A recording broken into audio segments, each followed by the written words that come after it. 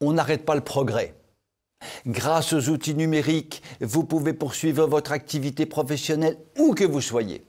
Internet haut débit, 5G, smartphone, ces formidables instruments de progrès vous donnent une liberté nouvelle. Le télétravail est votre ami, restez connectés. Ceci est une communication officielle du secrétariat d'État à l'économie numérique. Certains de nos concitoyens ont tellement bien compris le message qu'ils ont choisi de le mettre en œuvre, de le suivre à la lettre depuis le fond de leur cellule de prison. Non, ce n'est pas une grosse blagounette. Comme nous le savons, la réalité actuelle dépasse toujours la fiction et de beaucoup.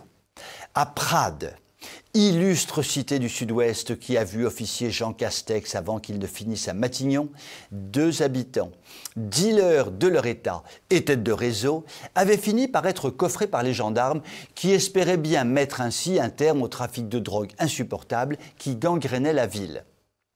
Manque de poule au pot, comme aurait dit Henri IV, malgré la mise hors d'état de nuire des 2 lascars, le commerce illicite continuait quand même, et même de plus belle.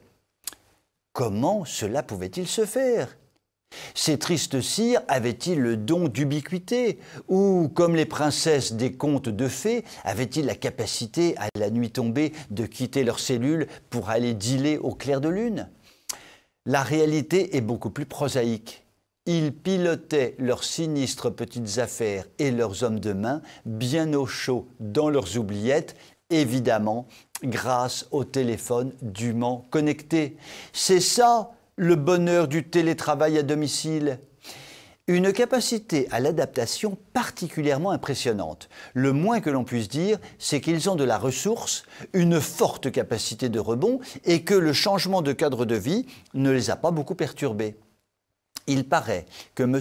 Éric Dupond-Moretti, ministre de la Justice, impressionné par la performance, prévoit de les rencontrer pour partager avec eux une partie de flipper. Et pourquoi pas, au point où l'on en est, fumer avec eux un gros pétard. Sur cette conclusion enthousiasmante, je vous souhaite une très bonne soirée.